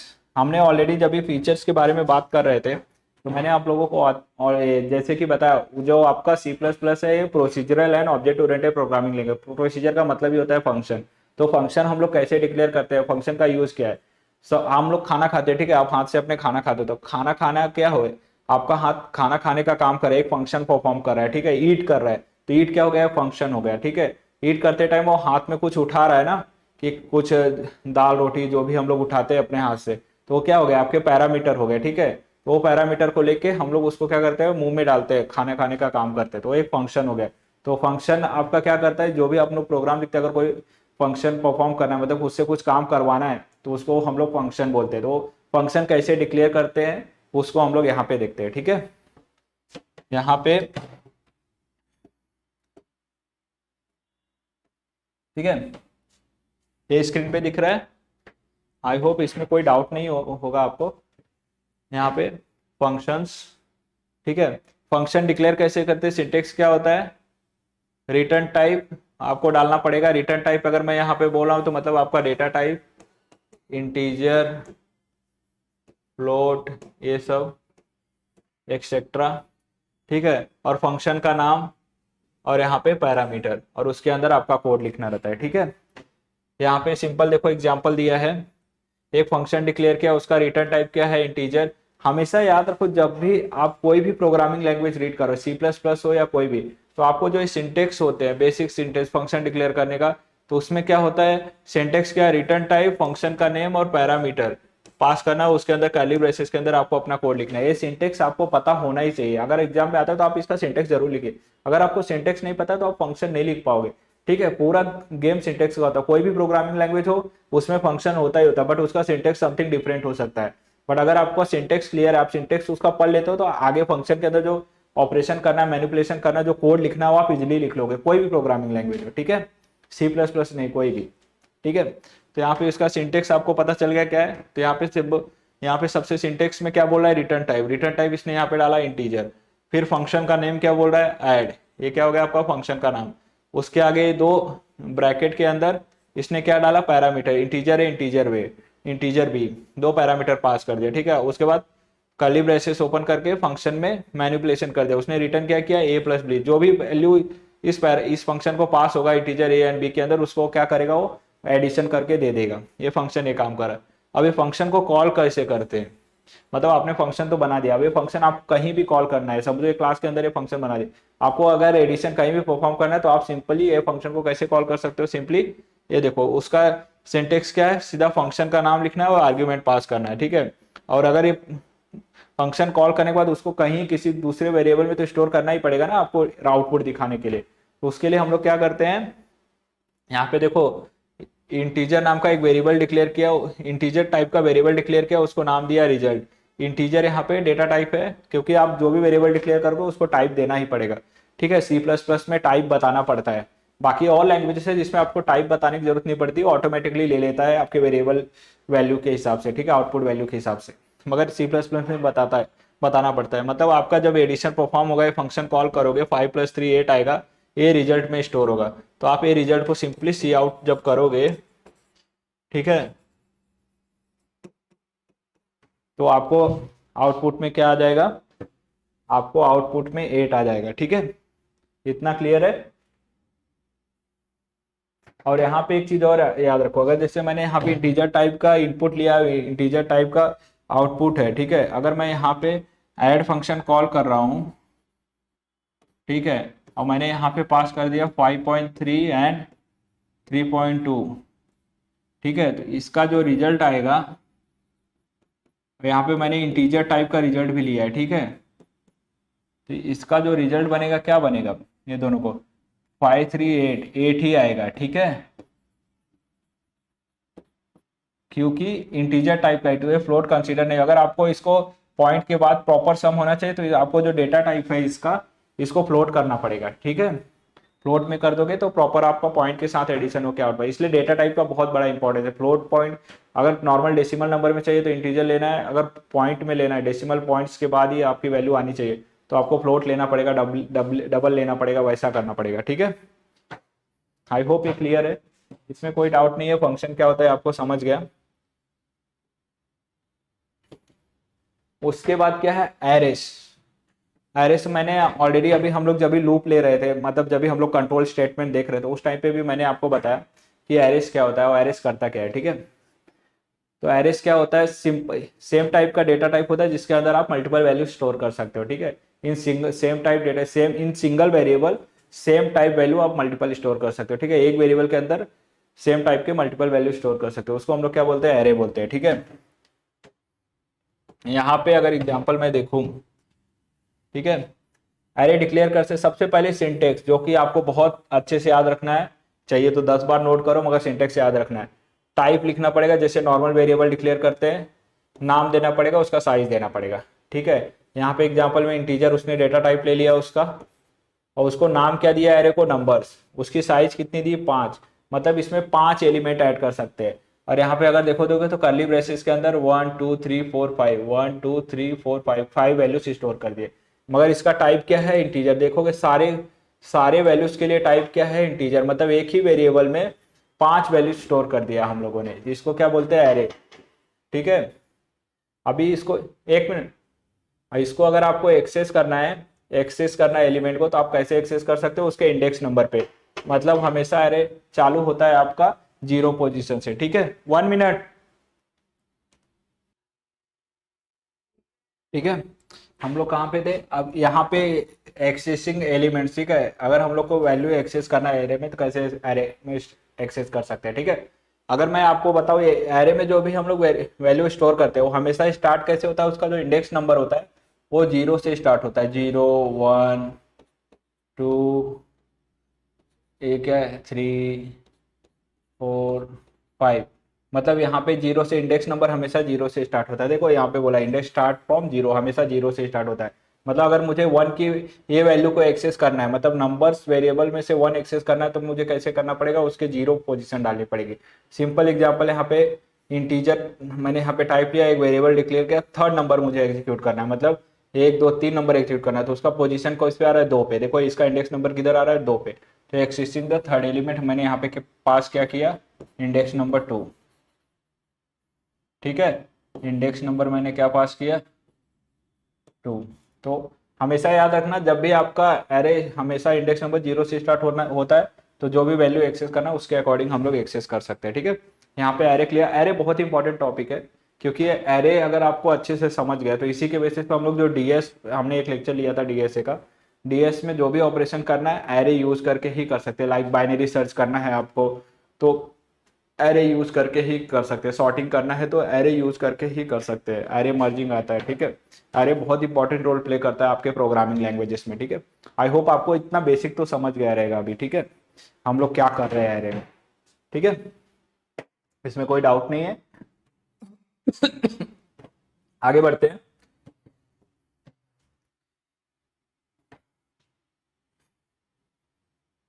नेक्स्ट नेक्स्ट है ऑब्जेक्ट ओरिएंटेड प्रोग्रामिंग, ओप्स, जिसको हम लोग बोलते हैं OOPs, object oriented programming. Object oriented programming का मतलब ही होता है कि आपका जो भी प्रोग्राम है पूरा सब कुछ ऑब्जेक्ट रिलेटेड ही है। मतलब उसको हम रियल लाइफ में अगर हम लोग करें, जो भी आपका नाउन होता है, एम्प्लॉय हो गए, पर्सन हो गया, जो भी है, आपका कार हो गया, ठीक है, नॉन लिविंग और लिविंग, उसको हम प्रोग्रामिंग लैंग्वेज में सबको ऑब्जेक्ट ही बोला जाता है, ठीक है। उस ऑब्जेक्ट के अंदर आपके मल्टीपल प्रॉपर्टी हो सकते हैं। मतलब अगर जैसे मैं यहाँ पे कार एग्जांपल ले रहा हूँ, तो कार के अंदर आपका क्या हो सकता है, सिंपल मैं बोल दूँ, कार के अंदर आपका कार कार को कार के अलग अलग ब्रांड हो सकते हैं, ठीक है। और कार को हम लोग चलाते हैं तो कार के जो व्हील्स होते हैं, व्हील्स के ब्रांड अलग अलग हो सकते हैं, ठीक है। फंक्शन क्या क्या परफॉर्म करते हैं, कार रिवर्स जाती है, फॉरवर्ड जाती है, ठीक है। रिवर्स मतलब पीछे आ रही है, फॉरवर्ड मतलब आगे जा रही है, ठीक है, उसमें व्हील होता है, ठीक है, अलग अलग चीजें होती है कार के अंदर, ठीक है। उसको हम लोग क्या बोलते हैं, ऑब्जेक्ट, और उसकी प्रॉपर्टीज हो गई बाकी चीजें। कार एक ऑब्जेक्ट हो गया, कार का जो ब्रांड है, कलर है, नेम है, वो सब उसकी क्या हो गई, प्रॉपर्टी। ये सबको मिला के क्या बनता है, ऑब्जेक्ट ओरिएंटेड प्रोग्रामिंग। इसलिए जो सी प्लस प्लस है, नेक्स्ट है, उसमें उसके फीचर्स को इन्हांस किया गया। मतलब जो सी प्लस प्लस के डेवलपर्स है, जो बहुत सारे लोगों ने मिलकर फीचर को इन्हांस किया और उसको ऑब्जेक्ट ओरिएंटेड बनाया, ताकि हम लोग उसको रियल वर्ल्ड एग्जांपल, मतलब प्रॉब्लम के साथ कनेक्ट कर सके। रियल वर्ल्ड मतलब कार है, कार का अगर प्रोग्राम बनाना है आपको तो कैसे बनाओगे, अगर आपको पता है कि कार को हम लोग एक ऑब्जेक्ट बना दे प्रोग्रामिंग में लिखते टाइप, और उसके जितने भी प्रॉपर्टीज है, कलर, ब्रांड नेम, ये सब, उसको हम लोग प्रॉपर्टी बना दे, ठीक है। तो उस तरह से आप कार के लिए प्रोग्राम लिख सकते हो, इसलिए ऑब्जेक्ट ओरिएंटेड प्रोग्रामिंग का कंसेप्ट है, ठीक है। सब चीजों को एक्चुअल में देखा जाए तो रियल वर्ल्ड चीजों के साथ ही कनेक्ट किया। आपके आसपास में जो भी चीजें हो रही है उसको आप इजिली ऑब्जेक्ट ओरिएंटेड प्रोग्रामिंग में कन्वर्ट करके आप प्रोग्राम को समझ सकते हो, ठीक है। बस यही मेन है कि अगर आपको इतना समझ में आ गया ना, तो आप प्रोग्राम में कुछ भी कर सकते हो। आपको प्रोग्राम मतलब कुछ नहीं है फिर आपके लिए। और ये जो आपका उसका कंसेप्ट होता है, ऑब्जेक्ट ओरिएंटेड प्रोग्रामिंग कंसेप्ट, ये पूरी लाइफ आपको काम आएगा। कल जाके आप कोई भी प्रोग्रामिंग लैंग्वेज पढ़ो, सॉफ्टवेयर इंजीनियर बनो या डेटा साइंस में जाओ, जो भी करोगे आपको ऑब्जेक्ट ओरिएंटेड प्रोग्राम का कंसेप्ट हमेशा काम आने ही वाला है। तो ऑब्जेक्ट ओरिएंटेड प्रोग्रामिंग का जो कंसेप्ट है आपको हमेशा याद रहना ही चाहिए, ठीक है। ये बेस है आपका, ठीक है। जैसे हम लोग ABCD सीखते हैं इंग्लिश पढ़ने के लिए, क ख सीखते हैं ना हिंदी पढ़ने के लिए, वैसे ही प्रोग्राम सीखने के लिए आपको ऑब्जेक्ट ओरिएंटेड प्रोग्रामिंग आना ही चाहिए, ठीक है। ठीक है, तो ऑब्जेक्ट ओरिएंटेड प्रोग्रामिंग में अगर आप लोग यहाँ पे देखोगे स्क्रीन में, यहाँ पे हमने एग्जाम्पल के साथ देखा है, ठीक है। जैसे कि यहाँ पे आप देख सकते हैं, ये क्या हुआ यार, इसमें क्या देख रहे थे, ऑब्जेक्ट ओरिएंटेड प्रोग्रामिंग कंटिन्यू कर रहे थे। थोड़ा नेटवर्क इशू हो गया था, इसके लिए हैंग हो गया था। ठीक है, तो यहाँ पे आप जैसे कि स्क्रीन पे देख सकते हैं। ठीक है, तो ऑब्जेक्ट ओरिएंटेड प्रोग्रामिंग में क्लास एंड ऑब्जेक्ट क्या होता है पहले हम लोग वो देखते हैं। तो क्लास का मैंने ऑलरेडी आपको एग्जांपल दिया। जैसे क्लास अगर मैं यहाँ पे बोला तो क्लास क्या हो सकता है आपका, जैसे एक कार हो गया, एम्प्लॉय हो गया, ये सब क्लास हो गया। उसके अंदर मल्टीपल ऑब्जेक्ट बना सकते हो क्लास एंड एम्प्लॉय का। क्लास के अंदर आपके जो मेंबर वेरिएबल होते हैं और मेंबर फंक्शन होते हैं। मेंबर वेरिएबल अगर मैं बोलूँ एम्प्लॉय लेता हूँ तो उसकी सैलरी स्टोर करेंगे कहीं पे। ठीक है, आपका एम्प्लॉय का नेम हो गया, एज हो गया, ये सब मेंबर वेरिएबल हो गया। उसका सैलरी कैलकुलेट करेंगे, एक फंक्शन बनाएंगे कैलकुलेट सैलरी। ठीक है, वो क्या हो गया आपका मेंबर फंक्शन हो गया। ठीक है, उस तरह से क्लास के जो है प्रॉपर्टीज होती है। ठीक है, यहाँ पे अगर स्क्रीन पे आप लोग देखोगे तो यहाँ पे मैंने क्या लिया है, एक यहाँ पे अगर देखोगे क्लास एंड ऑब्जेक्ट में, class is a blue print for creating object. ठीक है, ऑब्जेक्ट क्रिएट करने के लिए एक ब्लू प्रिंट होता है जिसको हम लोग डिफाइन, जैसे यहाँ पे मैंने एग्जांपल लिया क्लास कार। ठीक है, एक बहुत ही सिंपल टॉपिक है, बहुत ही ईजी है। ऑब्जेक्ट ओरिएंटेड प्रोग्रामिंग आने के बाद आपको प्रोग्रामिंग बहुत ईजी लगने लगेगा। अगर आपने सी देखा रहेगा, सी प्रोग्रामिंग लैंग्वेज, उसमें प्रोग्राम करना, वहाँ पे हम लोग स्ट्रक्चर वगैरह यूज करते थे। ठीक है, तो वो आपको थोड़ा कॉम्प्लिकेटेड लगता होगा। ठीक है, बट क्लास आने के बाद आपको ये बहुत इजी लगेगा। देखो मैंने यहाँ पे कार का क्लास बना लिया, और उस कार के अंदर ये जो है पब्लिक क्या है आपका यहाँ पे, इसको हम लोग बोलते हैं एक्सेस मॉडिफायर। प्रोग्रामिंग लैंग्वेज में इसको क्या बोलते हैं, एक्सेस मॉडिफायर बोलते हैं। ठीक है, उसके पब्लिक मैंने वेरिएबल डिक्लेयर कर लिया, क्या डिक्लेयर कर लिया, स्ट्रिंग ब्रांड। ठीक है, मतलब उस कार का ब्रांड हो गया, एक स्ट्रिंग नाम का एक वेरिएबल डिक्लेयर कर लिया, इंटीजर ईयर। ठीक है, उसके बाद एक उसका कौन से साल में बना था वो कार का ब्रांड, और उसका एक डिस्प्ले इन्फो करके एक मेंबर फंक्शन बना लिया। इसको हम लोग क्या बोलते हैं, मेंबर फंक्शन। इसको क्या बोलते हैं, मेंबर वेरिएबल। इसको क्या बोलते हैं, मेंबर वेरिएबल। ठीक है, इसको क्या बोलते हैं, मेंबर फंक्शन प्रोग्रामिंग लैंग्वेज में। ठीक है, मेंबर मेंबर फंक्शन बोलते हैं। ठीक है, इतना क्लियर है आपको। मेंबर वेरिएबल किसको बोलते हैं, मेंबर फंक्शन किसको बोलते हैं। मेंबर वेरिएबल अगर बोलो तो जो भी मैं डेटा टाइप डिक्लेयर करता हूँ, string brand name integer year, जो भी हम लोग इनपुट लेते हैं। फंक्शन मतलब जो हम लोग ऑपरेशन परफॉर्म करते हैं उसको क्या हम लोग बोलते हैं, हम लोग मेंबर फंक्शन। क्लास में डिक्लेयर करते हैं। यहाँ पे कोड टू डिस्प्ले इन्फॉर्मेशन, अगर मुझे उसका ब्रांड नेम और ईयर डिस्प्ले करना है तो इस फंक्शन के अंदर मैं लिखूंगा। ठीक है, ये हो गया आपका क्लास का प्रॉपर्टी। ठीक है, ये क्लियर है। इसको ऑब्जेक्ट ओरिएंटेड प्रोग्रामिंग, यहाँ पे मैं बेसिक अंडरस्टैंडिंग दे रहा हूँ बस, कि क्लास क्या होता है, उसके ऑब्जेक्ट्स क्या होते हैं। अगर ऑब्जेक्ट बनाना है तो इसका क्लास का मुझे क्या करना पड़ेगा, ऑब्जेक्ट बनाना पड़ेगा। ठीक है, आगे क्या है, कंटिन्यू करते हैं। इसी तरह उसमें ये तो क्लास एंड ऑब्जेक्ट का एक कंसेप्ट देख लिया हमने, कार ले लिया क्लास का। उसके आगे जो कंसेप्ट होता है अपना क्या होता है ऑब्जेक्ट ओरिएंटेड प्रोग्रामिंग में, इनहेरिटेंस। सॉरी, इनहेरिटेंस होता है। ठीक है, इनहेरिटेंस क्या होता है, इनहेरिटेंस का मतलब होता है two way create a new class using properties of existing class. ठीक है, यहाँ पे मैं अगर एग्जांपल तो यहाँ पे स्क्रीन पे दिया गया है, वो एग्जांपल ना लेके अगर मैं बोलूँ, सपोज आप कोई क्लास बना, मतलब जैसे जो बच्चा होता है उसके अंदर अपने बाप की कुछ ना कुछ क्वालिटी आती है ना बाय डिफॉल्ट, एग्जांपल के लिए बोल रहा हूँ। ठीक है, तो उसी तरह या ऑब्जेक्ट ओरिएंटेड प्रोग्रामिंग में भी अगर किसी पेरेंट क्लास का प्रॉपर्टी, मतलब प्रॉपर्टी और फंक्शन आपको चाइल्ड क्लास में लेना है तो उसको हम लोग क्या बोलते हैं, इनहेरिटेंस। मतलब हम लोग क्या करते हैं, एक पेरेंट क्लास के बेस पे एक चाइल्ड क्लास बनाते हैं।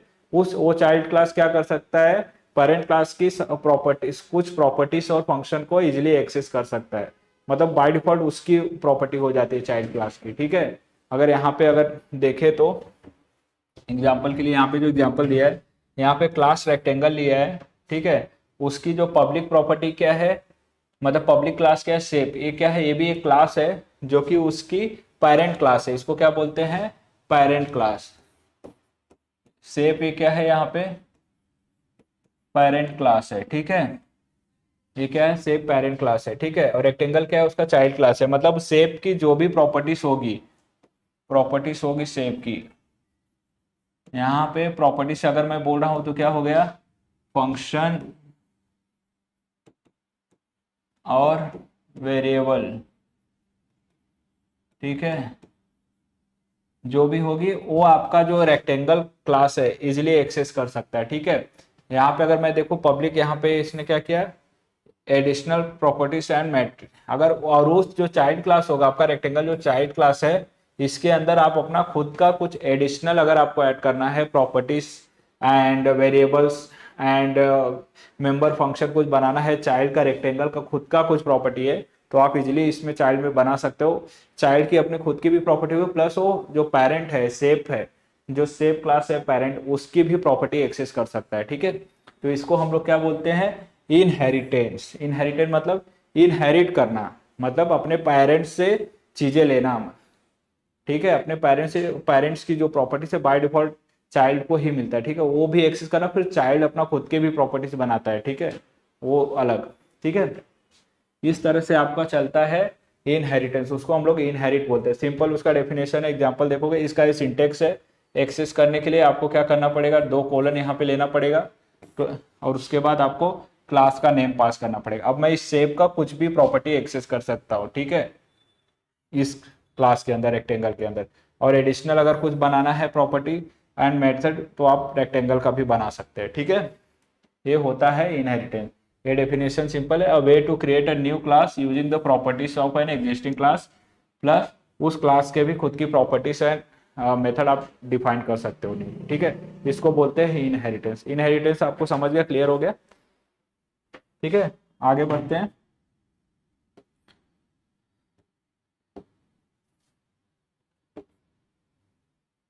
आगे जो टॉपिक है अपना क्या है, पॉइंटर्स। ठीक है, यहाँ पे मैं बेसिकली अभी एकदम डीप में नहीं गया हूँ, प्रोग्राम के साथ नहीं गया हूँ, क्योंकि प्रोग्राम का मैं अलग से ट्यूटोरियल लूंगा पूरा। यहाँ पे मैं आपको बेसिक कंसेप्ट क्लियर कर रहा हूँ, जो कि आपको ऑलरेडी 11th स्टैंडर्ड में भी होगा, तो ये बेसिक एक बार आपका क्लियर हो जाएगा।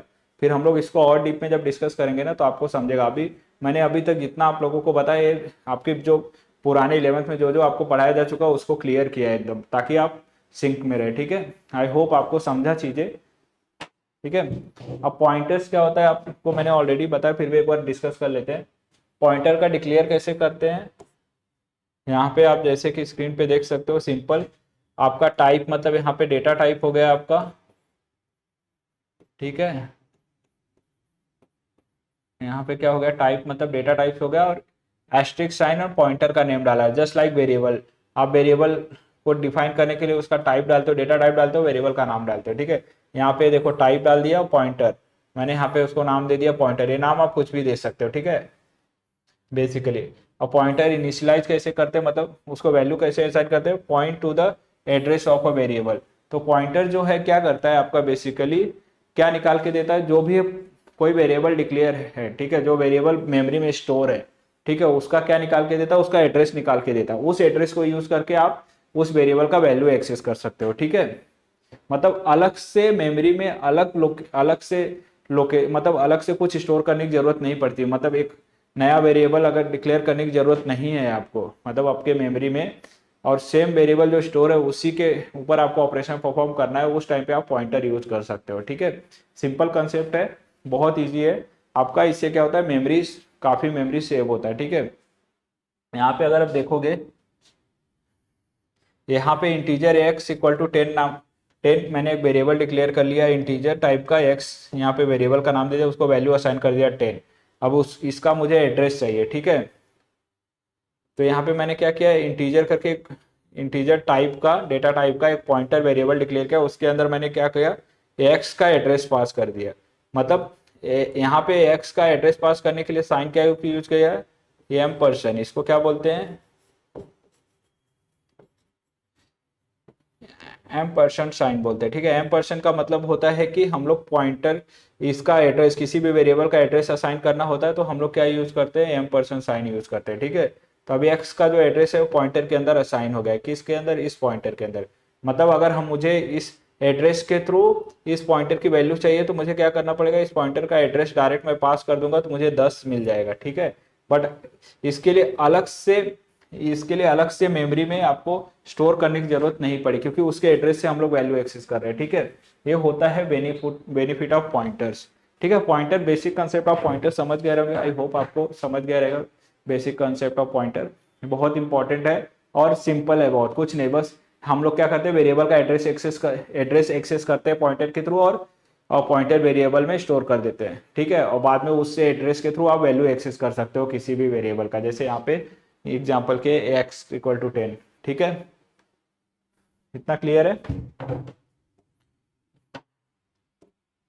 अभी उसके बाद नेक्स्ट क्या है, मेमोरी मैनेजमेंट, ठीक है। सी प्लस प्लस हम लोगों को मेमोरी मैनेजमेंट काफ़ी अच्छा प्रोवाइड करता है एज कम्पेयर टू सी, क्योंकि सी प्लस प्लस पे बहुत सारे ऐसे फीचर्स इनेबल किए गए, ऐसे फीचर्स डेवलप किए गए, डेवलपर्स ने मेहनत किया लिखा, जिसकी वजह से मेमोरी मैनेजमेंट काफ़ी अच्छा हो गया। उसमें से एक है डायनेमिक मेमोरी एलोकेशंस।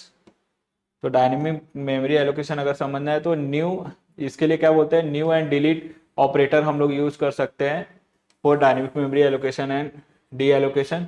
एग्जाम्पल, मैंने एक एरे का पॉइंटर डिक्लेयर किया है यहाँ पे, उसके अंदर मैंने न्यू कीवर्ड यूज किया, मतलब नया बनाया, नया ऑब्जेक्ट बनाया, मतलब एलोकेट किया एरे डायनेमिकली।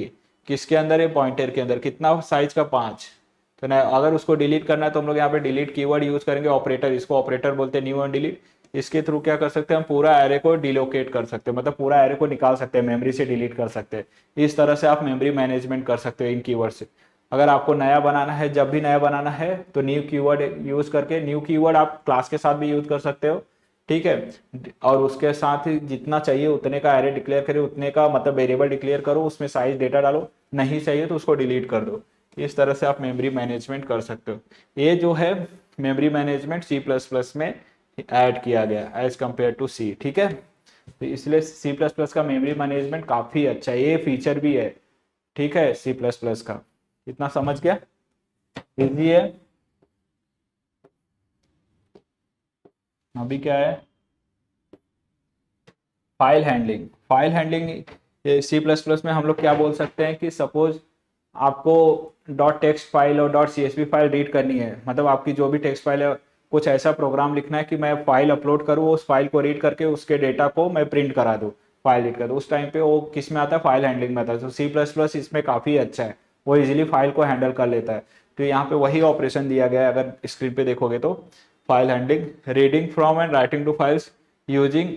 इसमें जो लाइब्रेरी यूज होता है, कौन सी लाइब्रेरी यूज करते हैं लोग, जो हैश टैग इंक्लूड करके यूज करते थे, कौन सी, आई स्ट्रीम करके input file stream and output file stream classes, 2 classes use किया जाता है लाइब्रेरी, जो कि आपको अगर जब भी फाइल ऑपरेशन करना है सी प्लस प्लस में तो आपको हेडर में ये दोनों इंक्लूड करना पड़ेगा हैश टैग के साथ, ठीक है। इंक्लूड, ये दोनों ऐड करना पड़ेगा, आई एफ स्ट्रीम और ओ एफ स्ट्रीम करके, input file stream output file stream, ठीक है। ये दोनों इंक्लूड कर लिए अपने क्लास के अंदर, ठीक है। ये दोनों इंक्लूड करने के बाद, हैशटैग करके दोनों लाइब्रेरी इंक्लूड करने के बाद, आप प्रोग्राम में सिंपली क्या कर सकते हो, इंक्लूड, देखो यहाँ पे मैं कर दिया ना एफ स्ट्रीम, और उसके बाद आउटपुट स्ट्रीम, मतलब O F stream output file example dot T करके, ठीक है। इसको एक रीड कर लिया। यहाँ पे अगर आउटपुट फाइल में देखोगे तो राइटिंग टू अ फाइल, मतलब ये राइट कर रहा है एग्जाम्पल डॉट टी फाइल में, आउटपुट फाइल डॉट क्लोज, ठीक है। यहाँ पे एक मैंने फाइल ओपन किया, उसके अंदर मैंने आउटपुट फाइल में क्या किया, लिख दिया राइटिंग टू अ फाइल, ये जो कंटेंट है इसके अंदर लिख दिया एग्जाम्पल डॉट टी फाइल के अंदर राइट हो जाएगा, और उसको क्लोज करना है। क्योंकि जब भी आप फाइल ओपन करते हो, उसकी फाइल ओपन करते हो, उसमें जो भी ऑपरेशन, रीड और राइट ऑपरेशन करने के बाद उसको क्लोज करना बहुत जरूरी है, नहीं तो आपको इंटरनली वो चलता रहेगा, ठीक है। जब तक क्लोज नहीं करोगे तो आपका मेमोरी लेगा, क्योंकि फाइल ऑपरेशन करने पे आपका यूटिल जो है यूटिलाइज होता है, यूटिलिटी जो होता है सीपीयू का वो यूटिलाइज होता है, ठीक है। ये हो गया, बहुत ही सिंपल है, इस तरह से आप फाइल में राइट कर सकते हो, सेम उसी तरह, ठीक है।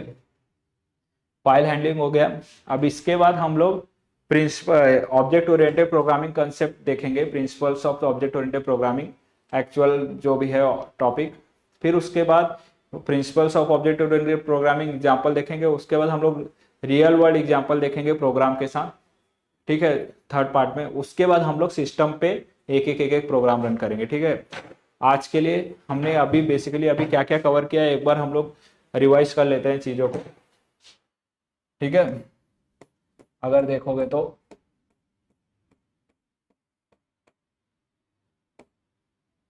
हमने थेटिकल ओवरव्यू ऑफ की हम लोग क्या देखा कि theoretical overview of C plus plus programming language के देखे। उसमें हमने क्या क्या देखा कि सी प्लस प्लस क्या होता है, सी प्लस प्लस की हिस्ट्री क्या है, और C plus plus extended version of C का एक्सटेंडेड वर्जन है, उसके ऊप्स के कंसेप्ट ऐड किए गए। ऊप्स मतलब ऑब्जेक्ट ओरिएंटेड प्रोग्रामिंग के कंसेप्ट ऐड किए गए उसके अंदर, ठीक है। उसके बाद उसके फीचर्स क्या है, procedural and object oriented programming है, मेमोरी मैनेजमेंट है, low level manipulation with pointer के साथ है। उसके बाद rich set of standard library, मतलब और ज़्यादा लाइब्रेरी ऐड किए गए जिससे आपके लिए मतलब डेवलपर के लिए प्रोग्राम लिखना और इजी हो गया और अच्छे एप्लीकेशन वो बना सकता है इजीली, ठीक है, ये सब लाइब्रेरी यूज़ करके। फिर उसके बाद बेसिक सिंटेक्स देखा हम लोग सी प्लस प्लस कैसे लिखते हैं। बेसिक सिंटेक्स में हेडर इंक्लूड करना पड़ता है आईओ स्ट्रीम, क्योंकि इनपुट आउटपुट मतलब सी आउट सी इन अगर आपको यूज़ करना है तो आपको हेडर में आईओ स्ट्रीम इंक्लूड करना पड़ेगा। इसको हम लोग क्या बोलते हैं, लाइब्रेरी बोलते हैं, जो कि आपको कोई भी बेसिक प्रोग्राम लिख रहे हो सी प्लस प्लस में तो आपको इंक्लूड करना बहुत ज़रूरी है, ठीक है। यहाँ पे सिंपल उसके सिंटेक्स देखे, उस पर हैज इंक्लूड क्या होता है, मेन फंक्शन जो होता है क्या होता है, एंट्री पॉइंट होता है, बिना उसके आप प्रोग्राम में घुस नहीं सकते, वो आपके घर का गेट है, बिना गेट के आप घर के अंदर कैसे जाओगे, ठीक है। कमेंट्स कैसे ऐड करते हैं, सिंगल लाइन कमेंट कैसे ऐड करते हैं, मल्टी लाइन कमेंट्स कैसे यूज़ करते हैं, कमेंट्स का यूज़ क्या है। हाँ, जैसे कि आपको कोई प्रोग्राम लिख रहे हो, मैनिपुलेशन कर रहे हो, तो वो प्रोग्राम एक्चुअली क्या कर रहा है, कैसे कर रहा है, तो आप कमेंट में मेंशन कर सकते हो जिससे दूसरे डेवलपर को इजीली वो सब चीज़ें समझ जाए, ठीक है। उसके बाद हमने वेरिएबल एंड डेटा टाइप देखा कि वेरिएबल क्या होता है, डेटा टाइप क्या होता है। डेटा टाइप होता है कि मतलब उस वेरिएबल को कौन से टाइप में स्टोर करना है, मतलब नंबर में डालना है कि कैरेक्टर में डालना है या फिर ट्रू फॉल्स बुलियन में डालना है, उस टाइप उसको क्या बोलते हैं, डेटा टाइप। वेरिएबल बोलते हैं कि नेमिंग, नेम देना, आप किस नाम से मेमोरी के अंदर, कंप्यूटर की मेमोरी के अंदर आपका डेटा स्टोर करोगे, उसको हम लोग बोलते हैं वेरिएबल, ठीक है। उसके बाद इनपुट एंड आउटपुट, मतलब कैसे हम यूजर से इनपुट ले सकते हैं जब भी प्रोग्राम लिखते हो, कैसे आउटपुट डिस्प्ले कर सकते हो, वो सब देखा, सी आउट सी इन, ठीक है। उसके बाद ऑपरेटर्स देखा, अर्थमेटिक ऑपरेटर, लॉजिकल ऑपरेटर और असाइनमेंट और रिलेशनल ऑपरेटर, ठीक है। अर्थमेटिक ऑपरेशन में हमने देखा है एडिशन सब्ट्रैक्शन मल्टीप्लिकेशन अगर परफॉर्म करना है तो उसके लिए आपको क्या क्या साइन यूज करना है, addition subtraction division, modulo division, ठीक है। रिलेशनल ऑपरेटर में हमने वैसे ही देखा, assignment operator, equal to, not equal to, less than, greater than, less than equal to, greater than equal to. फिर हमने लॉजिकल ऑपरेटर्स देखे, एंड ऑपरेटर और नॉट ऑपरेटर कंपेयर करने के लिए, ठीक है। ये सब चीज़ें बहुत काम आती है जब भी हम लोग प्रोग्राम लिखते हैं। फिर हमने देखा control flow like if else, if else, if देखा, इफ एल्स देखा, एल्स देखा। फिर उसके बाद हमने देखा लूपिंग कैसे, मतलब एक एरे में अगर मल्टीपल वैल्यू स्टोर है तो सबको अगर रीड करना है एक साथ तो हम लोग लूप यूज कर सकते हैं। वो लूप में भी हमने फॉर लूप, वाइल लूप और डू वाइल लूप देखा, ठीक है। फंक्शन देखे, फंक्शन क्या होता है, फंक्शन कैसे डिक्लेयर करते हैं, फंक्शन का काम क्या है, ठीक है, वो सब देखा, फंक्शन का सिंटेक्स क्या है। फिर उसके बाद हमने एरेस देखा, एरे भी एक तरह का डेटा टाइप है जिसमें सेम टाइप के मल्टीपल वैल्यू स्टोर कर सकते हैं हम लोग, ठीक है।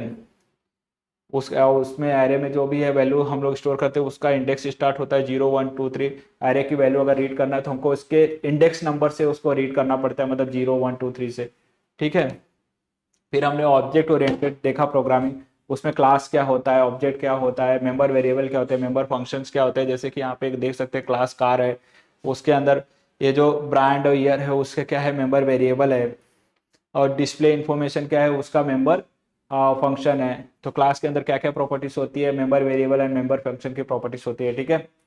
फिर हमने उसके बाद ऑब्जेक्ट ओरिएंटेड प्रोग्रामिंग इनहेरिटेंस देखना, मतलब अगर आपका कोई पेरेंट क्लास है, जैसे कि हमने एग्जांपल में शेप देखा, शेप एक पेरेंट क्लास है, वो तो रेक्टेंगल ले सकते हैं, ट्राइंगल ले सकते हैं, स्क्वायर ले सकते हैं, वो शेप क्योंकि सब एक तरह का शेप ही है, और उस शेप की प्रॉपर्टी को हम लोग इजीली अपने चाइल्ड क्लास में इनहेरिट कर सकते हैं। इनहेरिट मतलब पेरेंट क्लास से उसका प्रॉपर्टीज और फंक्शन यूज करना, ठीक है, और खुद की चाइल्ड क्लास की प्रॉपर्टीज और वैल्यूज भी हो सकती है, ठीक है, इसको बोलते हैं इनहेरिटेंस। फिर पॉइंटर्स देखा, पॉइंटर क्या होता है, किसी वेरिएबल का अगर एड्रेस एक्सेस करना है और एड्रेस से हमको उस वेरिएबल का वैल्यू निकालना है तो हम लोग पॉइंटर के थ्रू कर सकते हैं। तो ये है पॉइंटर का कंसेप्ट। फिर हमने मेमोरी मैनेजमेंट देखा, like using the new keyword, हम लोग नया मेमोरी किसी भी एरे को दे सकते हैं, और अगर कुछ मेमोरी असाइन करना तो असाइन कर सकते हैं। सेम डिलीट कीवर्ड यूज करके हम लोग उसके मेमोरी को डीएलोकेट कर सकते हैं, ठीक है। फिर फाइल हैंडलिंग देखा, फाइल हैंडलिंग में हम लोग कैसे फाइल को रीड कर सकते हैं, कैसे राइट कर सकते हैं। उसके लिए हमको दो लाइब्रेरी इंपोर्ट करनी पड़ती है फाइल के अंदर, मतलब जब भी आप सी प्लस प्लस का कोड लिखोगे तो आपको उसके अंदर input output, input file stream और आउटपुट फाइल स्ट्रीम, दो लाइब्रेरी को ऊपर हेडर में इंक्लूड करना पड़ेगा। वो इंक्लूड करने के बाद ही आप फाइल को रीड कर सकते हो और उसके अंदर राइट कर सकते हो। ठीक है, रीड राइट करने के लिए आपको फाइल पहले यहाँ पे फाइल का पार्ट डालना पड़ेगा। एग्जाम्पल यहाँ पे जैसे आप स्क्रीन पे देख रहे हो, फाइल का पार्ट डालना पड़ेगा और फिर उसके अंदर ये जो राइटिंग टू फाइल, ये कंटेंट जो है इसके अंदर लिख दिया जाएगा example.txt। सेम वैसे ही आप रीड भी कर सकते हो। ठीक है, इतनी सारी चीज़ें हमने अभी तक कवर की। उसके बाद principles of object oriented programming अगला कॉन्सेप्ट है, इसको हम लोग बाद में देखते हैं, क्योंकि इसके बाद हम principles of object oriented programming concept को थियोरेटिकल पार्ट ही अभी कंटिन्यू करेंगे, क्योंकि यहाँ पे एक्चुअल में अभी हम लोग 12th स्टैंडर्ड में जो कंसेप्ट है उसका थियोरेटिकल व्यू देखेंगे। फिर हम लोग रियल वर्ल्ड एग्जाम्पल के साथ प्रोग्राम देखेंगे। फिर हम लोग सिस्टम पे बैठ के एक प्रोग्राम रन करके देखेंगे। इससे क्या होगा कि आपका रिवीजन भी हो जाएगा, आपका सारे कंसेप्ट क्लियर हो जाएगा, क्योंकि जब भी हम अभी थियोरेटिकल देखेंगे ये सारे कंसेप्ट जो अभी मैंने आपको बताया फिर से आने वाला है, तो आपका ये पूरा रिपीट हो जाएगा और आपको क्लियर हो जाएगा। बस आप मेरे वीडियोस में बने रहिए। ठीक है, thank you so much for watching. अगर कोई डाउट है तो कमेंट बॉक्स में जरूर लिख दीजिए। Thank you.